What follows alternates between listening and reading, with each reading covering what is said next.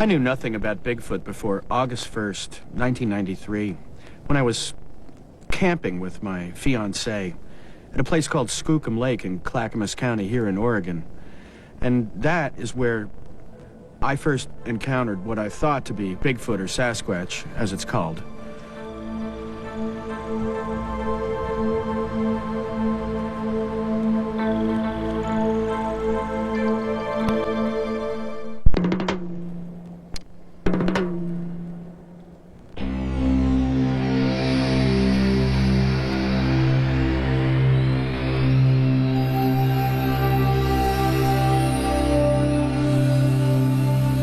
Bigfoot is either the most complex hoax that's ever been perpetrated on mankind, or it's a real animal.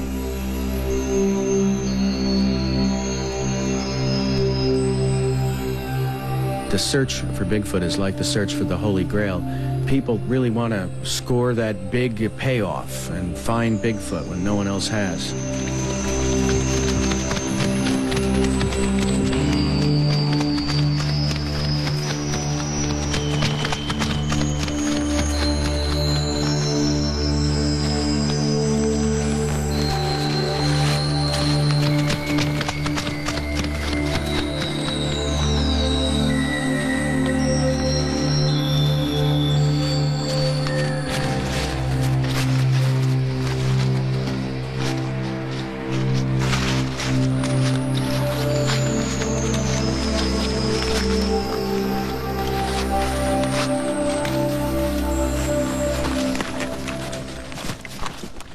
Stand by. The Earth 105 105-minute music suite starts in 15 minutes. More rock and roll classics, more often. Earth 105. All right. Here's what's going on. The Banfield looks pretty good at this hour. Highway 26 looks pretty good. I-5 South. Pretty good shape right now. Bigfoot's on the way. We're all excited. Yeah. The weather, rain today at times. Highs about 50. It's about 37 degrees right now. You bet we are. Bigfoot coming in the 7 o'clock hour. We've taken some of your calls. We trimmed them down. They sound good. We've got some good questions. I feel good about this, Chris. Well, I've always been fascinated by the thought that there are large creatures lurking on the planet that have yet to be fully discovered. I mean, it's just such a great idea that science has completely overlooked something as large as, say, the Loch Ness Monster, or the Yeti, or indeed Sasquatch. The first thing that occurs to you when you arrive in the Northwest is that there is a lot of space for a creature to hide in.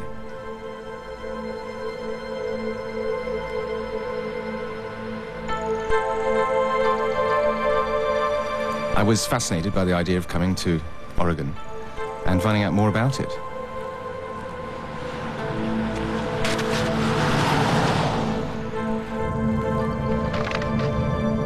I saw a film a few years ago. It was taken in California. And it's the only footage, as far as I know, photographic evidence that there is a Sasquatch or Bigfoot lurking in the woods of Northwest America.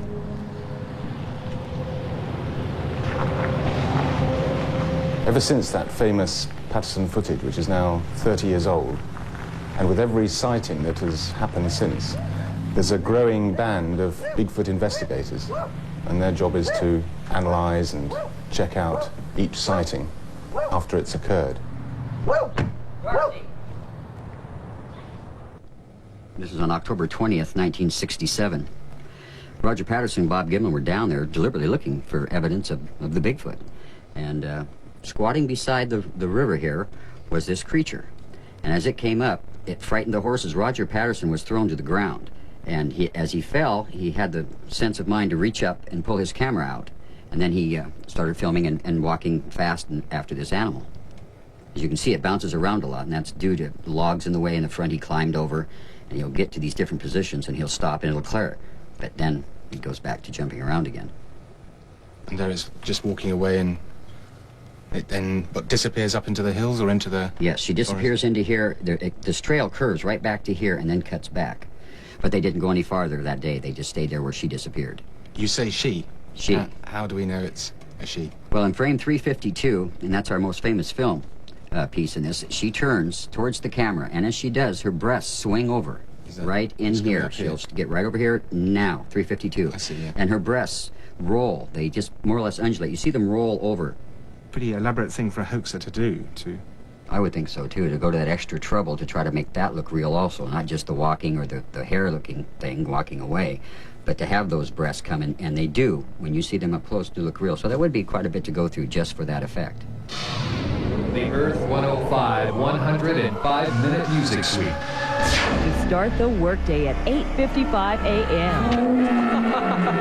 Adam and Chris, mornings on Rock and Roll Classics, Earth 105. Okay, we bring before our microphones to be demeaned at least two Bigfoot experts, and they're also joined by a nature photography, John Waters. We welcome to our microphones Henry Franzoni as well as Larry Lund. Good morning, guys. Hey, Good morning. Larry, thanks for we got the first thing that we have to say from the Adam and Chris show is quite honestly, thank you very much. I don't think we've ever received a gift quite like what you've said on the broadcast console up here today. The ceramic imprint of An Bigfoot. alleged Bigfoot, yes. Larry, I want to ask you, you have not personally seen a Bigfoot before. I have not. Have you come close? Couldn't tell you. I heard a scream one time back in the early 60s that didn't sound like any mountain lion or anything I've ever heard before. My uncle was along. He also said he'd never heard something like that before. But that's as close as I can say I've ever came to the creature. Oh, wow. That's incredible. Henry, what about you? Me, I've heard something that I think is Bigfoot, and I've smelled something that I think is Bigfoot. But no, I've never actually seen anything. We actually have a caller on the line right now. And caller, do you have a question for our Bigfoot crew at all? Yeah, I've been a hunter. I lived here all my life, and I've never seen nothing like a Sasquatch. Why is it some Englishman's going to come over here and get this thing on film when we're out there every day and we don't see him? an angry man. Whoa. Okay. What do you have to say about that, John? Well, I mean, I agree. It's a very, very difficult. It's probably mission impossible for a wildlife cameraman to come here and film Sasquatch. Yeah. But it's fun to try, and there are people who have certainly seen something out there. Okay, well, we'll play a little number that's dedicated to Sasquatch reproduction now. At 19 before the hour, it's Rock and Roll Classics, Earth 105, the Adam and Chris Show.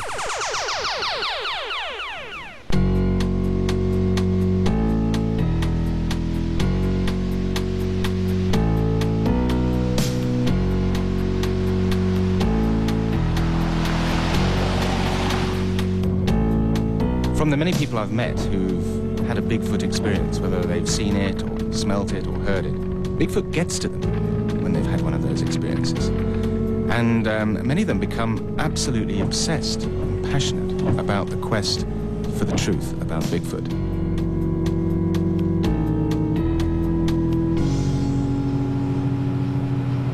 I've collected hairs now for several years. Identifying Sasquatch hair is, of course, difficult because virtually all hair analysis is done by comparison, and I don't have a standard of comparison of Sasquatch hair. So I have to do it much more by inference and logic and coincidence. The attitude of most scientists is to relegate it to the tabloids. But that is done from a standpoint of total ignorance about the available knowledge, the available information which they simply do not inform themselves about.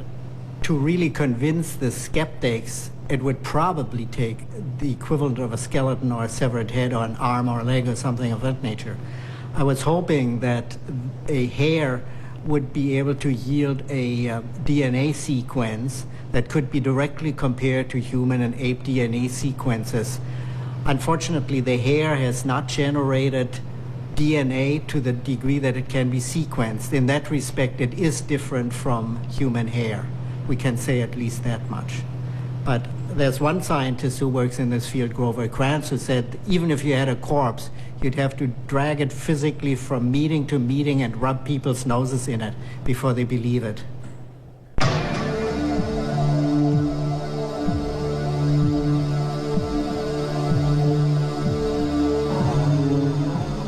One of the major problems we run into in this field is the hoaxing. It goes on continuously, year after year. People send us things that they're just crazy, and we have to waste our time on them because we have to make sure they're not real. One of the biggest things are videotapes, which we get an awful lot of. This one was sent to us from a friend of mine back east. It was sent to him from Ohio. It was brought up that it was a real footage, but as we watched it over the period of time, we don't believe there's anything real here except for a man in a costume.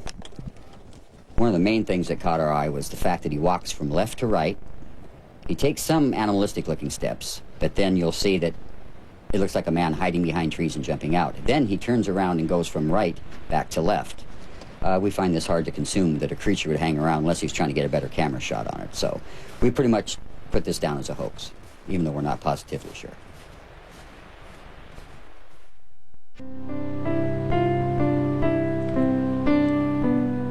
It seems that a lot of the passionate Bigfoot hunters actually ignore a lot of the evidence that is within a sighting that actually is making it rather dodgy, rather fanciful, and just picking out those bits that fit their particular picture of Bigfoot. Probably because of that sort of wall of negative opinions they're getting from everyone else. They're actually not looking beyond their fixed target at the wider picture.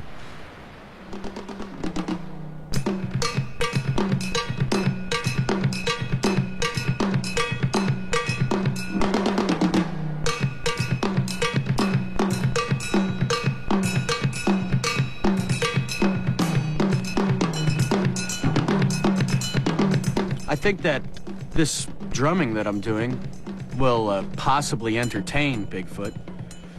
But if not, I'm hoping that it makes Bigfoot curious, and that Bigfoot comes and listens to me.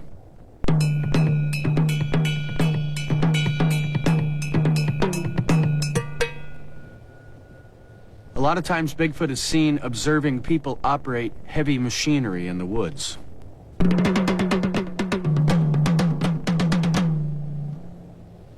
Lots of people look for Bigfoot. They search for Bigfoot. They hunt for Bigfoot. They never seem to find Bigfoot. The only time Bigfoot is actually seen is through accident and happenstance. People camping sometimes find that a Bigfoot is observing them. So what I'm doing is, I'm trying to make Bigfoot curious. I believe that Bigfoot finds you. You don't find Bigfoot. There are a disproportionate number of reports of people whose car broke down in a forest on a lumber road somewhere, and they sit there, putter and clank around on it, and then after some while they notice they're being observed by a Sasquatch. Children's shrieking attracts them. It's presumably a sound that carries a long distance, and it's singularly unaggressive a sound. I mean, they're attracted to little tiny children, I suppose, the way we would be attracted to dwarfs. They look weird and comical to us and worth investigating, and that applies to them with respect to us.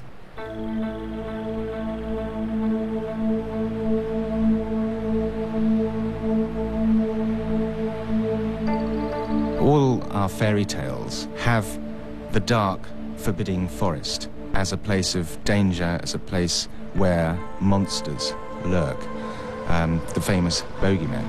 So we have in our minds a certain sense of foreboding about the dark forest interior. And here, I have to say, this forest in northwest America is just like the fairy tale forest. It's dripping with ferns, it's dark, constantly wet, and as you move, there's this sort of play of shadows. You get the feeling that things could be hiding in there.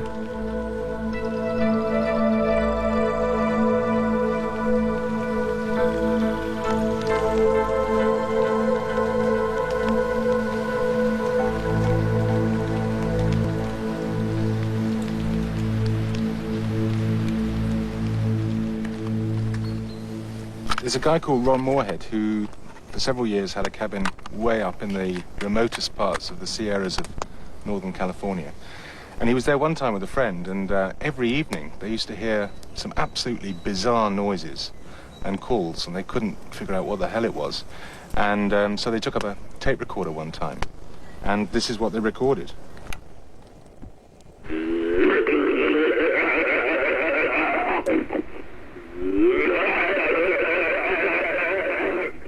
It is very bizarre indeed.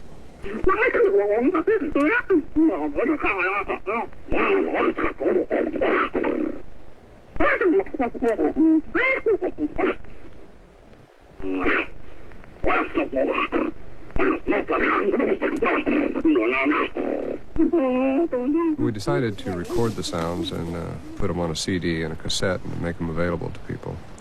We do believe these creatures are trying to communicate with us, though, and we, as we speak, are having linguistics people look into it. They are very encouraged. What they're saying so far is that humans cannot mimic these sounds, that the range supersedes what a human can do. The tapes were shown by a previous study at the University of Wyoming to be spontaneous and no signs of being re-recorded or pre-recorded at altered speeds. So the idea of a hoax is very improbable as far as professionals are concerned at this time.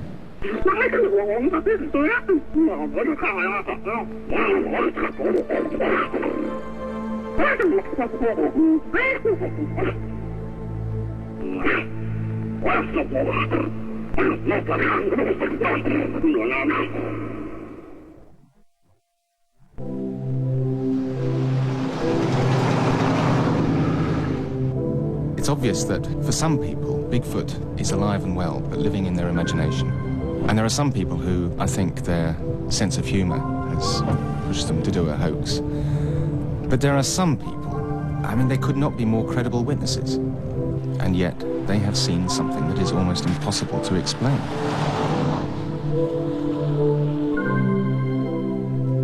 I was with a combat engineer unit doing demolitions training, and we had just done some explosions at a second site, approximately as far away as that corner you see down there, about 400 meters or so away. And we had set some charges at the current site and had gotten in our vehicles and were heading down the road in a convoy when I happened to glance down at the second blast site, and standing out in the open in the middle of this rock quarry, as it was, were these three jet black, very large creatures.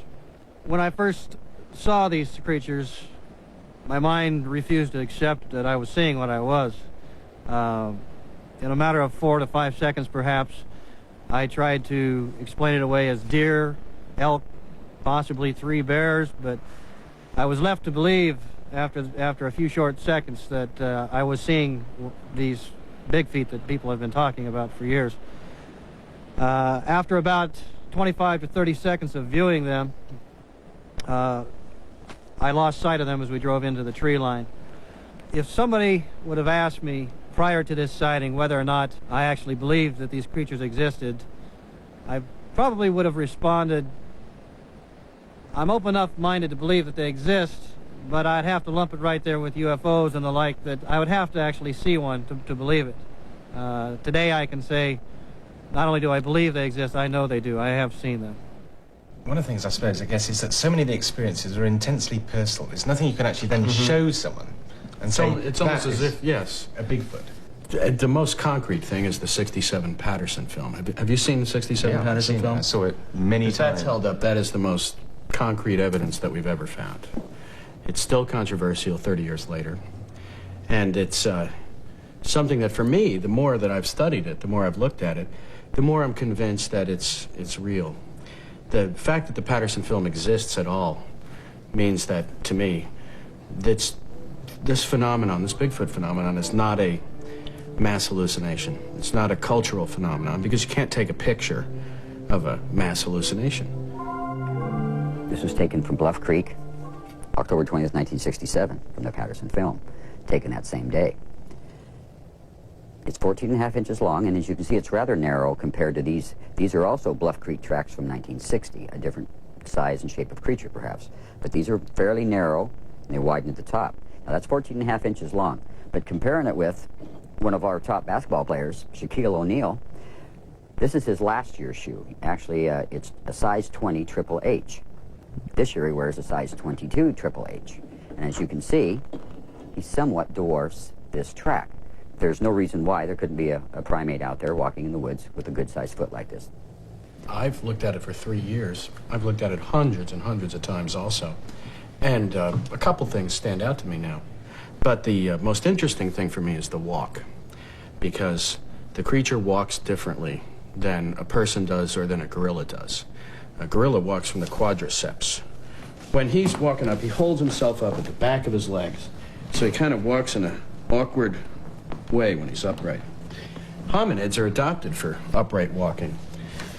They've got a big butt, big gluteus minimus and a gluteus maximus. And when we walk, each step that we take, we lock our knee. We actually transfer our weight to the next time we put our foot down, we lock our knee. And the creature in the film doesn't do this. It doesn't walk like a gorilla, and it doesn't walk like a man. It keeps its leg bent. The straightest it ever gets is at about 15 degrees. And the best analogy I can make is that it walks like a person cross-country skis. It kind of shuffles along like it's sliding skis, like this, with its legs continuously bent. Whereabouts is it being seen now? I mean, it's still in the same sort of areas as before? Yes. In the whole of the Northwest, or is there anything in the around mountains here? in the Northwest, Yeah. Predominantly. Anything around here? Yeah, in the last 2 months, we've had a flurry of sightings around Goat Mountain. I've got a friend who, if you're interested, he'd take you up there to meet this guy, Howard Hall. He doesn't have a phone, but he comes up with a lot of sightings.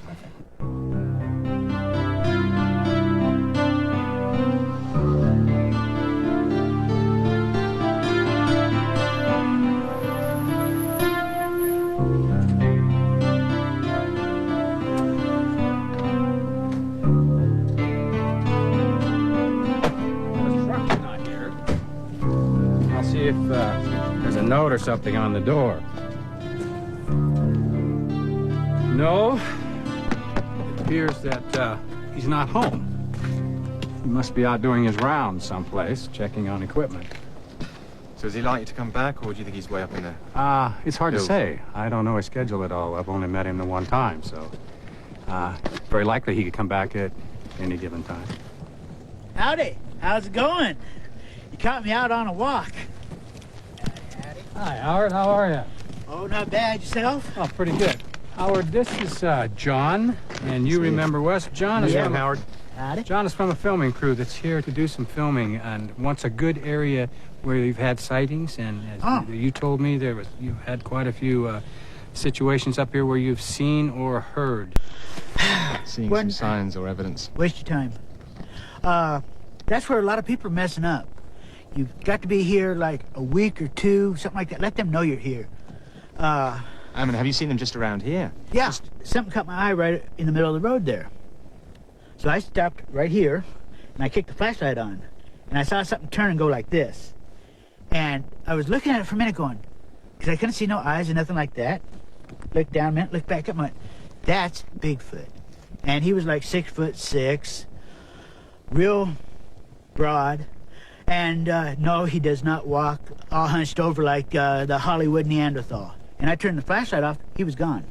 But the next morning, to show that I had acted with couth and etiquette,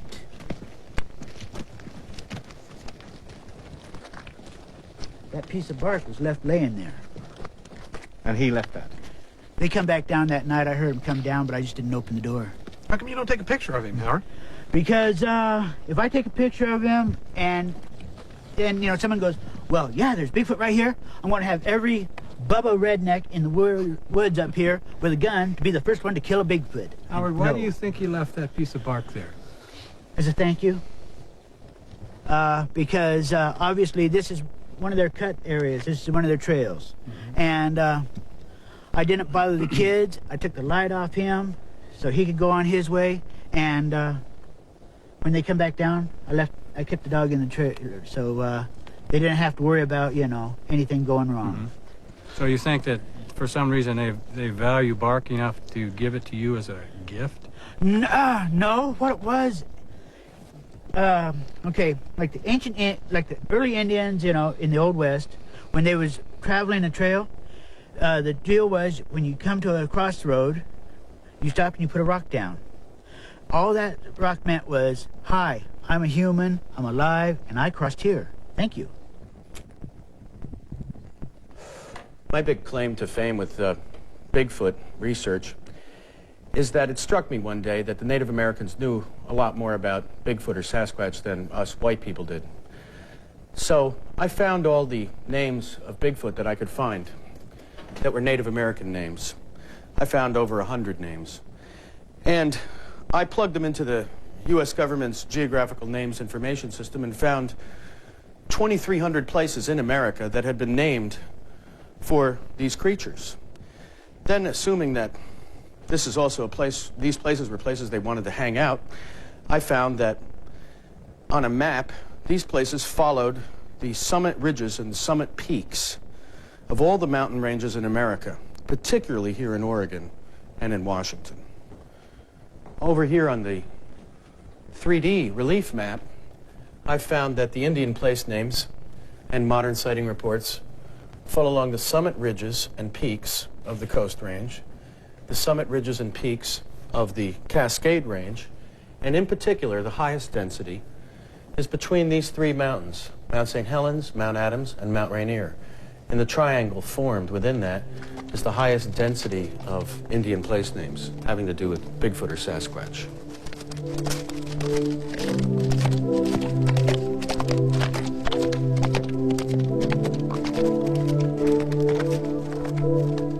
In the Plains states and in the East Coast and South, Bigfoot is regarded as a supernatural creature.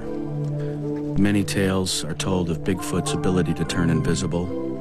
Many stories mention that Bigfoot is telepathic. And many stories talk about the appearance of Bigfoot as an omen or portent that mankind must change its ways or face certain destruction.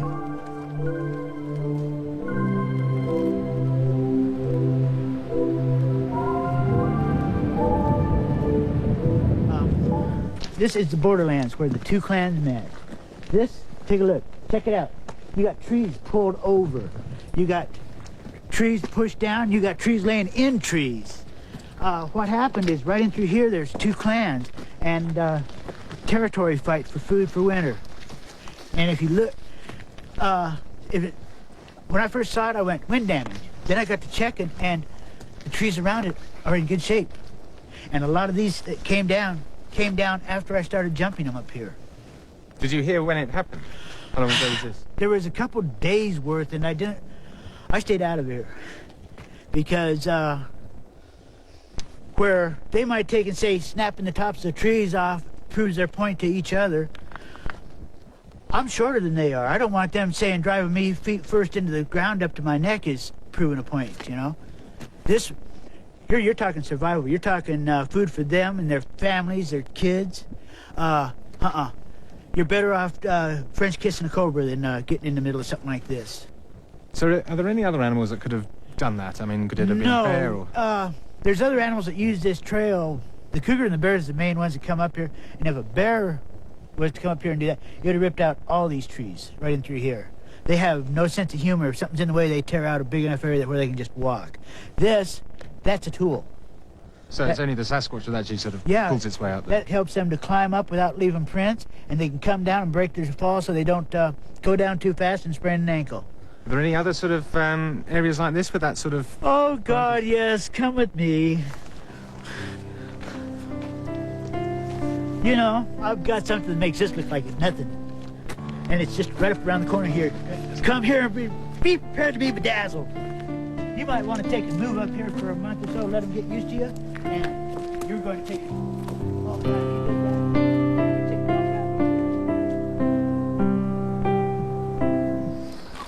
The amazing thing is just being here in the middle of the forest in Oregon doesn't mean I'm isolated at all. I just need a laptop computer, fax modem, a mobile phone, and I can be in touch with 13,000 Bigfoot sites on the internet. In fact, nowadays, with all this sort of modern technology, phones, satellite links, you're never really alone, wherever you are. There was that story of the guy who was right at the summit of Everest, and he knew he wasn't going to make it down. But he did manage to call his wife on his phone, and I guess he's still up there. Still clutching the phone. But anyway, here we go. What have we got here? We've got all these Bigfoot sites. Here we go, scrolling through. Oh, here we go. Henry Franzoni's homepage. That's what I want.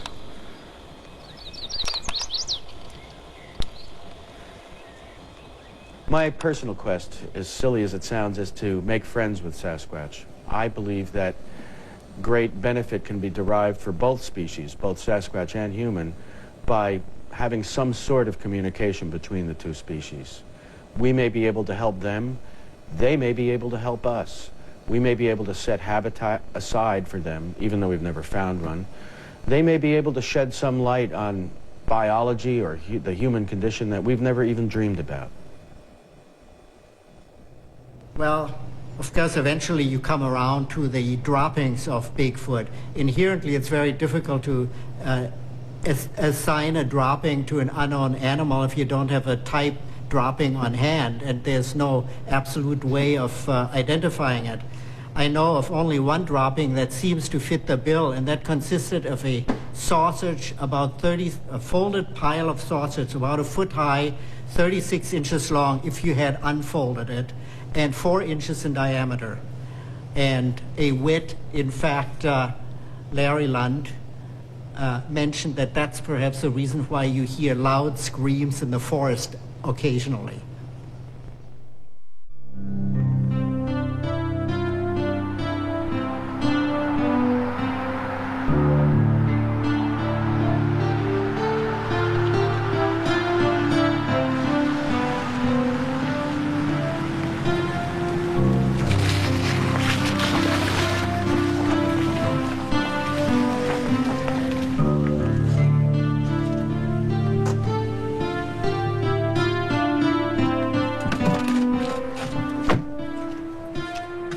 As a biologist and wildlife film cameraman, of course I'm skeptical about whether or not these creatures exist. But it's not impossible. I mean, just a few years ago, they discovered a large antelope in Vietnam that was completely new to science. No one had ever dreamed it was there. But they found a horn, I think it was. And that's the trouble. You need something solid, a bit of the animal, or preferably the whole animal. Okay, see you later, Henry. Don't be late. I think it sort of generates its own momentum because we all love the idea that there is some sort of creature or monster lurking out there. It gives a sort of thrill to a visit to the woods, especially if you go deep into those woods. It's an interesting feeling. It gives it a sort of added edge.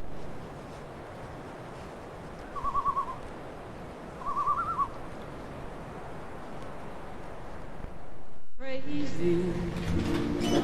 I'm crazy for feeling so lonely.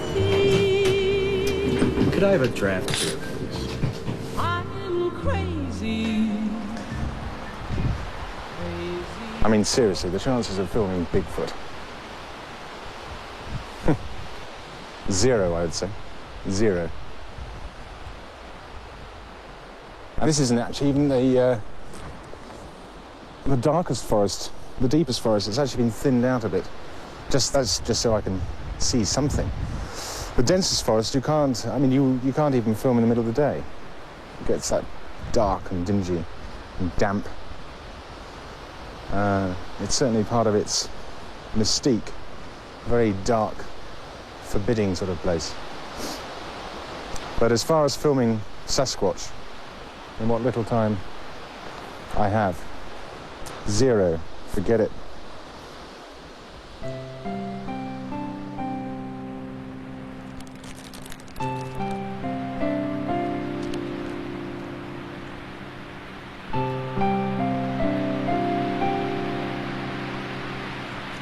Over the 3,000 sightings that I'm aware of, every one of them has occurred by accident. It seems that they know we're coming. Now, John Waters is out in the woods right now, and I think his chances of actually filming a Bigfoot are 3 million to 1, or perhaps they're even 0. Because it seems that every time someone attempts to do what John is doing, they come up with nothing.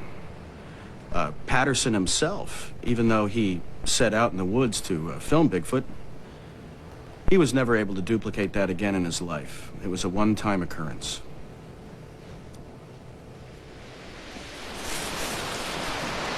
Apparently, there's one extremely good way to attract a Sasquatch. and that is to beat a tree as hard as you can, just to see if it... Ooh. Just to see if you get an answer.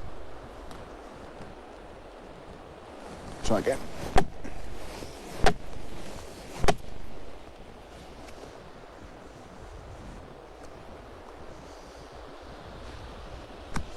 Didn't hear anything.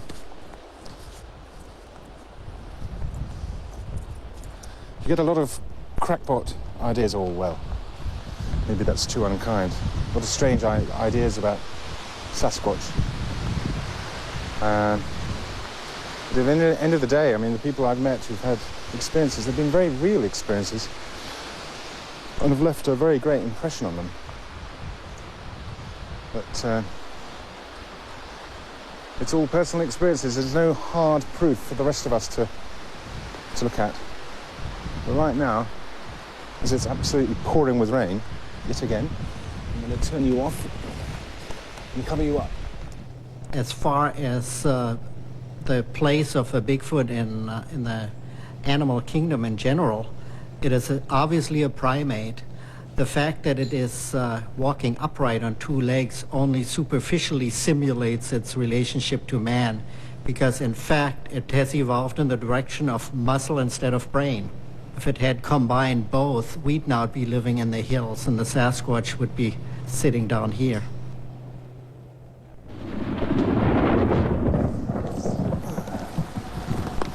Weather is just horrible.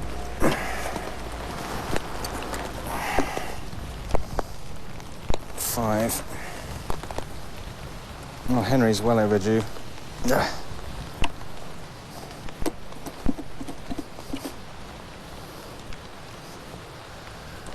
Come on, Sasquatch.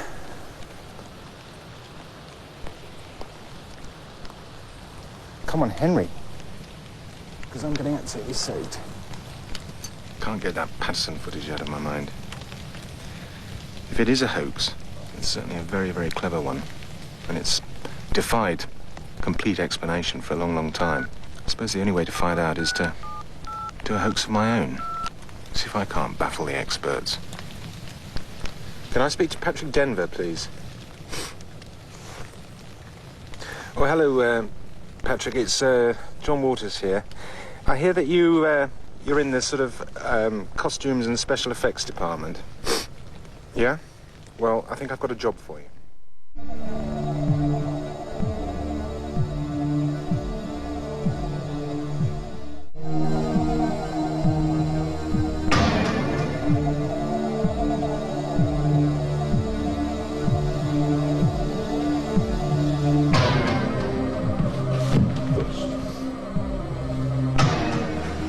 I don't know. It's very difficult to generate a suit that fits the tight muscle body of that creature. Compared to that, yeah, it's not even a match at all. In the mist, at a slight distance, perhaps that isn't so clear that it's a uniform hair length, really, because it looks more or less like a uniform hair length. It pretty much is. Well, There's smaller very hairs clean, underneath. where a too. creature out in the bush would have a mangy sort sure, of. it'd be matted in places. It would be, Stuck to I'm it. sure it'll be matted in places at the end of the day. Stay in this long enough, it won't be clean. Yeah, okay, there you go. We'll stick a few Tell that. twigs in there.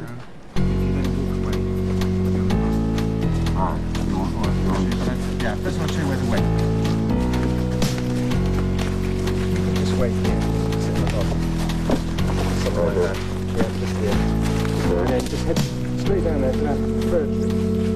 And once you've got there, just pause a little while. I mean, I would just say I was out for a walk in the woods and came around a corner and lay me down. What did I see? What was there but a big hairy fella?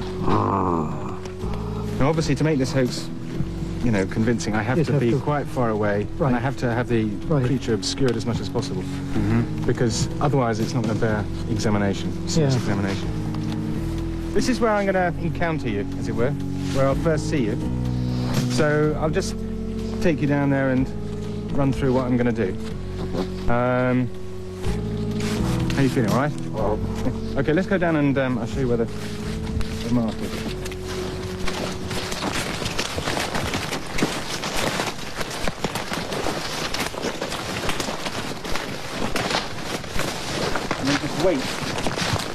Wait here You can then, this is when you could be looking. Can you see okay? Mm-hmm. Wait sort of obscured until, when you see me running down through there, approaching, then turn and walk again quite fast this time.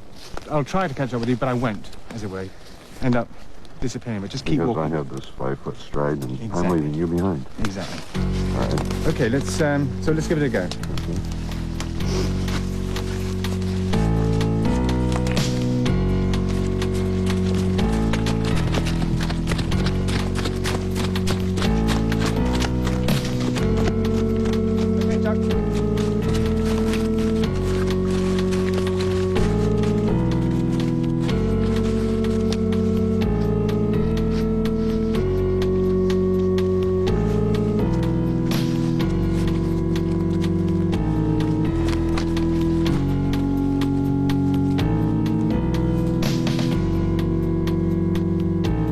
How was that walking through there, all right?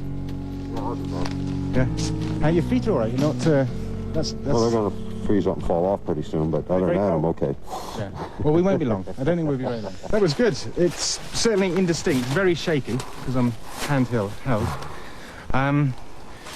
What I might do now is do it slightly wider, because a lot of that was quite tight.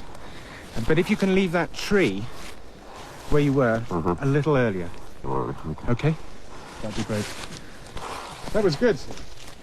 He just looks like a guy dressed up in an ape suit. Yeah, I can see that about the hair. But I'm trying to hide that as much as I can by keeping him obscured and distant from me. Yeah, will more distance help at all? I mean, if you film it further away? He'll be smaller in frame, but it might be more effective. Great. Okay, so I'll give it another go. I'll just get everything mussed up as if it was...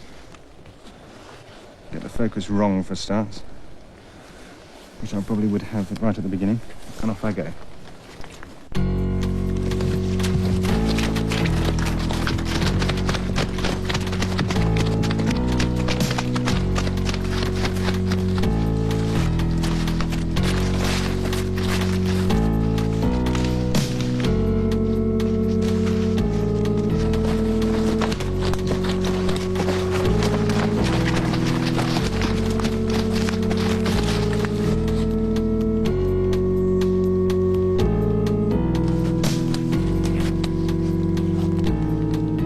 I made a bit of a mistake there. I cut it. I cut it as I ran down a hill, so that's no good. And I wonder if next time if you can, rather than going straight away from me, perhaps just keep on going round to that corner, and then you'll be much more obscured by this tree. Okay. And then find somewhere to hide. And I'll come as far as this tree, and I won't see you, and that'll be my end point. Okay? Okay. We'll have a little 5-minute rest. All right. Get your breath back.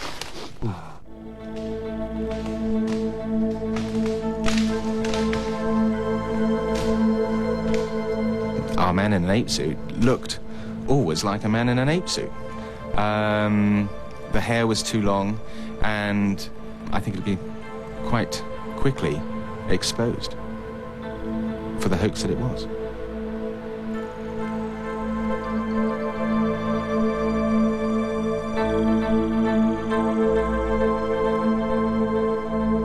Patterson's legacy is really a piece of footage that refuses to lie down. If it's a hoax, I would have sort of expected that the hoaxer, by now, would have revealed it as a great spoof, a great bluff at Bluff Creek.